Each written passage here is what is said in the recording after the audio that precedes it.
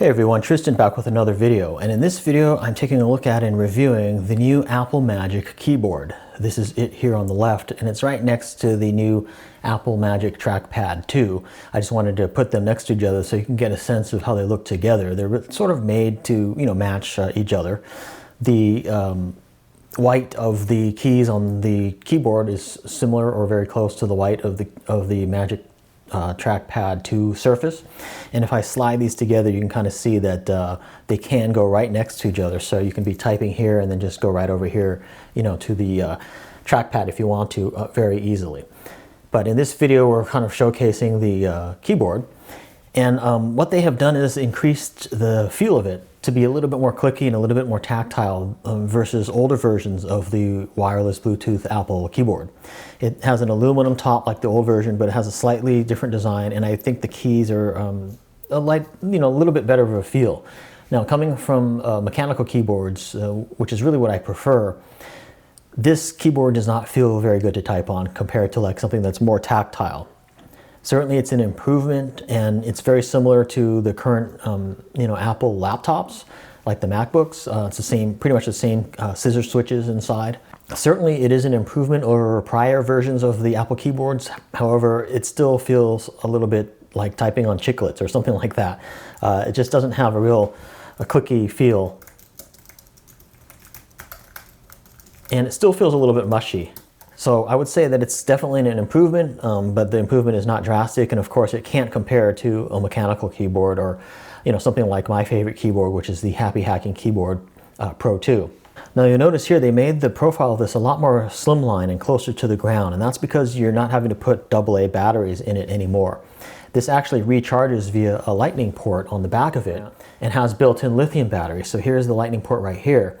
And to pair this to your computer, all you have to do is plug it in to the lightning cable, and it automatically pairs. Of course, you can pair it normally too without using a cable if you want. And the built-in battery in this lasts about a month, so you don't really have to charge it that often. And you can use it while you're charging it too, just by plugging it in, right in the back there. So that's really good and handy, and you don't have to worry about having AA batteries around at all.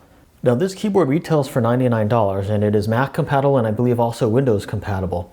But it also comes with all new Macs as well. So, this keyboard is just included if you buy a new Mac currently. Now, reading the overview from Apple's website, they say the Magic Keyboard combines a sleek new design with a built-in rechargeable battery and enhanced key features.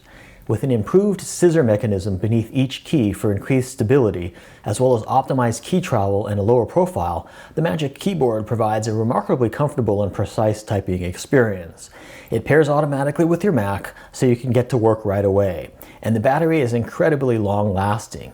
It will power your keyboard for about a month or more between charges. What's in the box? The Magic Keyboard and a Lightning to USB cable is included as well. So in all, I have to say that this is definitely an improvement over prior versions. It's also very light to take with you places, so if you wanted to actually take this in a backpack or something, you could. It's also very thin, and just looking at it, it almost, when you pick it up, it seems lighter than it looks. Here's the bottom of it, and you've got sort of a glossy, shiny white bottom with 4 feet. And then on the back you've got your lightning port here, and then you've got a little power switch right there. Now you can leave that on because it'll automatically go to sleep when your computer is either shut down or put to sleep. But if you're going away for a while and you don't want the battery to drain as fast, you can go ahead and turn it off using that switch. It does have an aluminum top to it, so that matches very well with pretty much any Mac computer that you have, especially like a iMac or a MacBook Air or a MacBook. So all in all, it's definitely an improvement. However, I much prefer a keyboard with a different and better feel.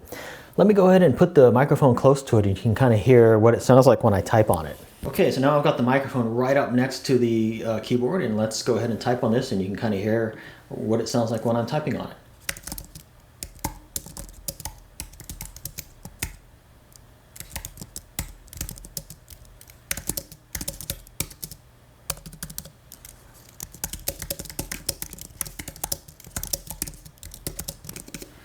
Keep in mind the room does echo a little bit, so that might be what you're hearing, and the microphone is really right up next to it, so it might be a little bit louder too than what it would sound like normally.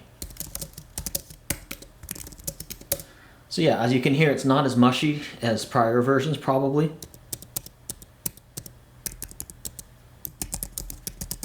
but it doesn't really evoke a sense of high quality to me. But in the end, I really can't use this keyboard because I'm used to a much more tactile feel. While improved from prior versions, typing on this Apple keyboard, it really doesn't evoke a high sense of quality. It still feels kind of mushy and like nothing, like you're just typing on a piece of plastic or something like that.